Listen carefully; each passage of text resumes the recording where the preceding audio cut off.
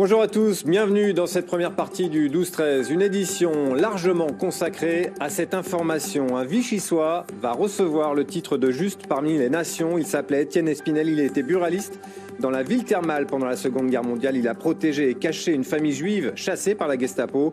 Sur ce plateau, Michèle London, la présidente de la communauté juive à Vichy, qui a retracé toute cette histoire. Nous serons en direct également d'Israël avec Moshe Oren, qui avait 11 ans à Vichy au moment des faits.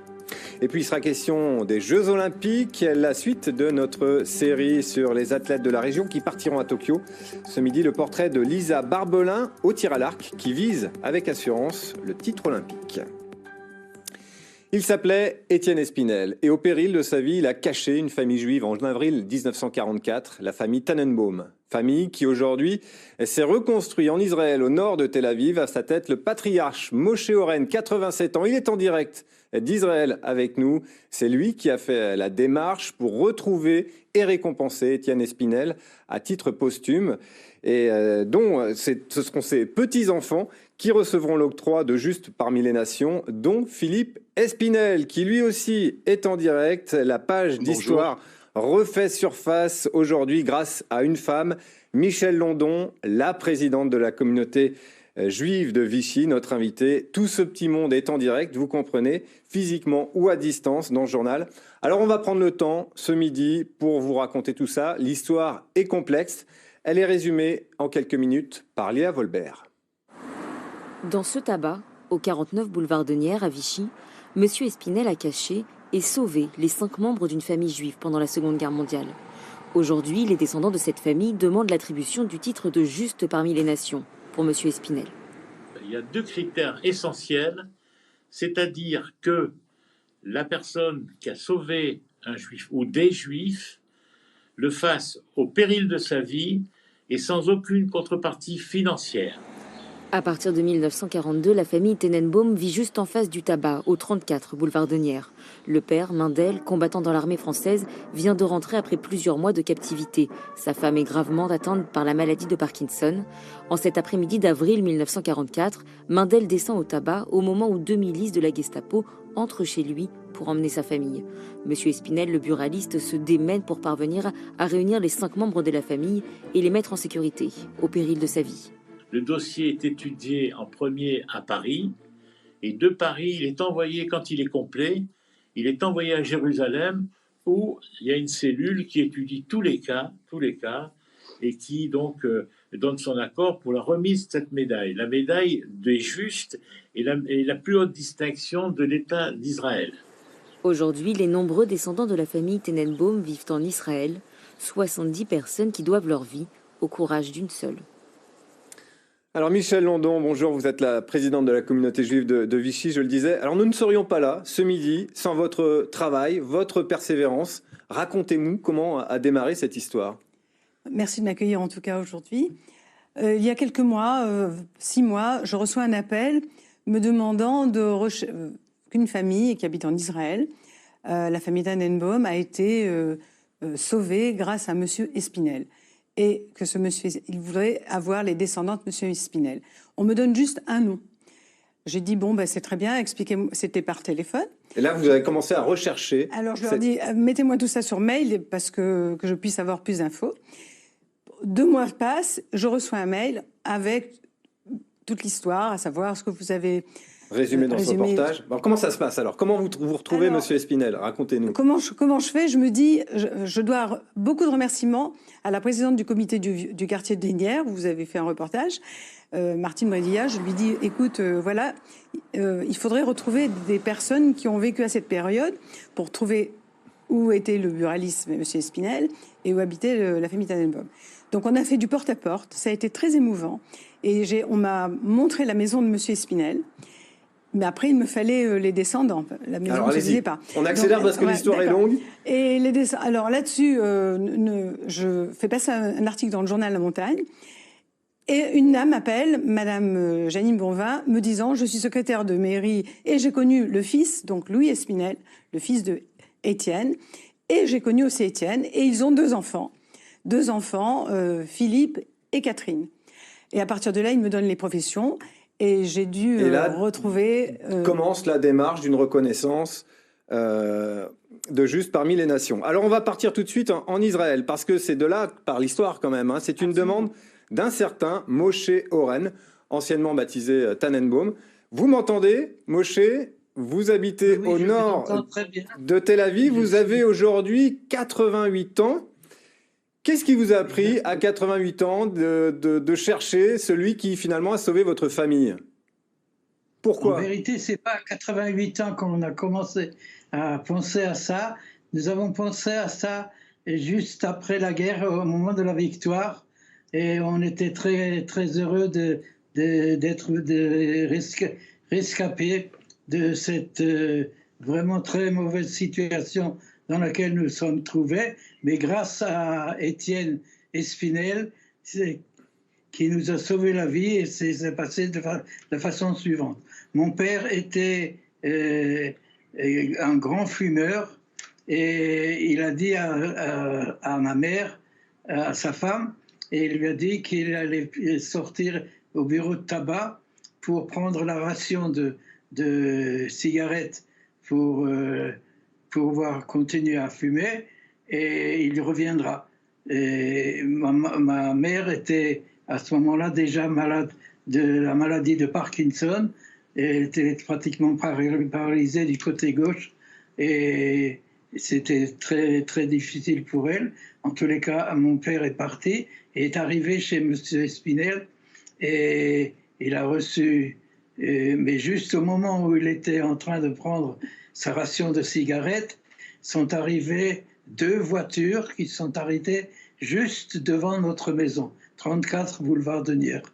Et ils sont rentrés, c'était de la Gestapo et de la milice française. Et ils sont rentrés, ils ont cherché papa. Ma mère leur a dit, nous, les 3 enfants, moi-même, mon grand frère et ma grande sœur, nous étions à l'école ce jour-là, et ma mère a répondu qu'elle ne sait pas où se trouve son mari. Voilà, donc c'est ça. Donc je vous coupe hein, pour aller à l'essentiel. C'est Monsieur Espinel, le buraliste, qui a protégé finalement votre père et qui vous a envoyé toute la petite famille du côté de Neuilly-le-Réal, dans un petit village à côté de Moulins.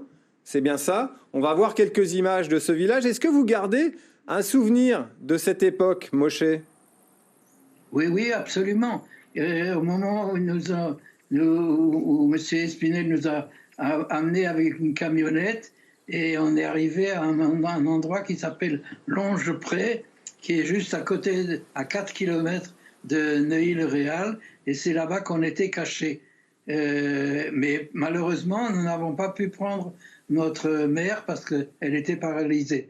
Alors, M.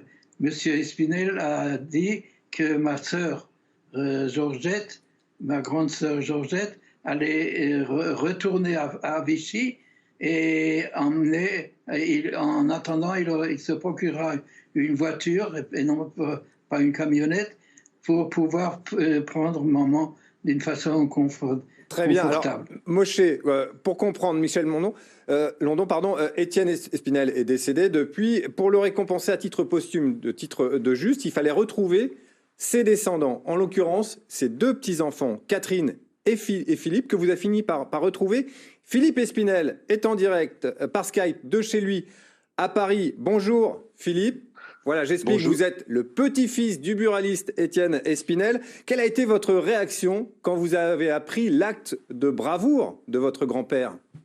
Bonjour d'abord au plateau, Madame London, la famille Tannenbaum que je découvre sur Skype, et bonjour aux téléspectateurs. Donc effectivement, j'ai été très surpris, car mon grand-père était quelqu'un d'aimant pour ses petits-enfants, mais très pudique sur ses actions passées, et donc il s'occupait plutôt du bonheur de ses petits-enfants sans évoquer les choses.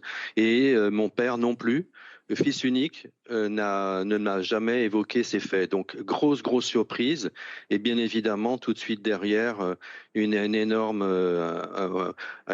contentement d'avoir un grand-père aussi courageux, brave, et de cet acte héroïque.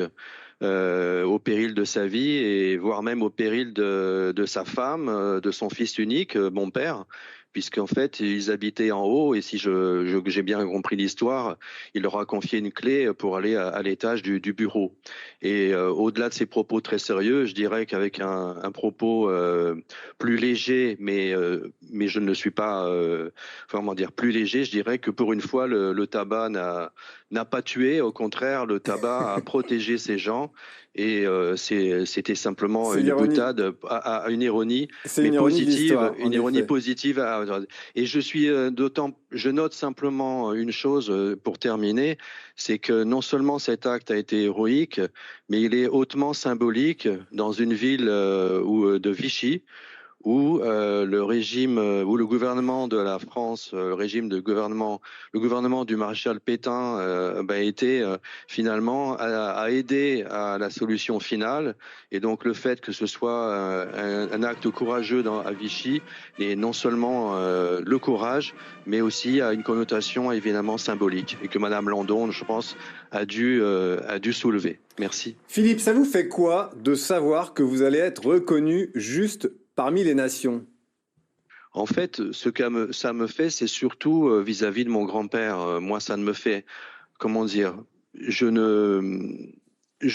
l'honneur, et ma sœur, qui n'a pas pu se joindre à moi aujourd'hui, qui vient d'Angleterre, je vis cet honneur, mais par intérim. Il est évident que c'est mon grand-père qui a fait les actes héroïques, ce n'est pas moi, donc j'en suis tout à fait conscient, mais je respecte cette filiation et j'aime cette filiation. Mon grand-père était quelqu'un de génial et j'ai qu'un regret, c'est que mon père décédé ne soit pas là aujourd'hui pour recevoir cet honneur à ma place et à ma place de ma sœur. Voilà. Merci Philippe. Allez, on va retourner en Israël, du côté de Netanya.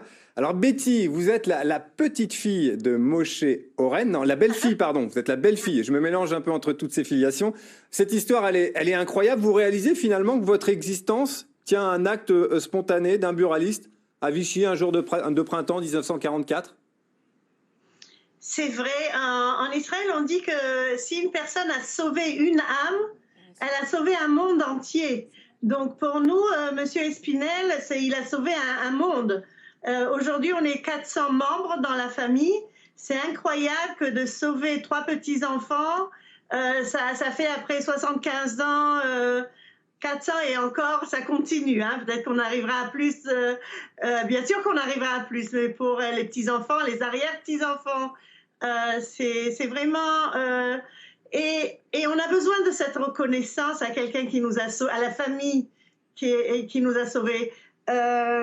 Mon beau-père ne pouvait pas se sentir, pas accompli jusqu'à qu'il remercie. C'était un rêve que déjà il y a 10 ans on cherche. Et grâce à Madame Landon, on a réussi à trouver, ça fait 10 ans.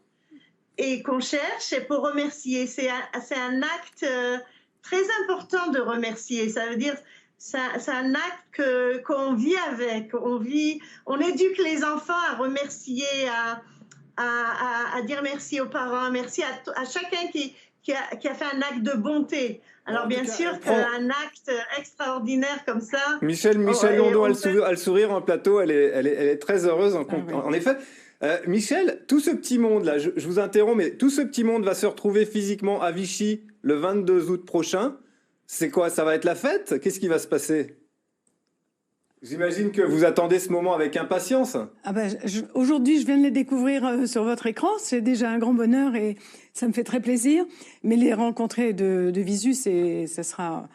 je crois que c'est très émouvant parce que tous les gens qui m'ont aidé à retrouver cette famille, je vais les faire participer, les faire rencontrer. Et puis pour notre ville, c'est aussi une belle image. Betty, c'est important pour vous de faire cette démarche, de revenir en France, rencontrer Philippe, le petit-fils d'Étienne?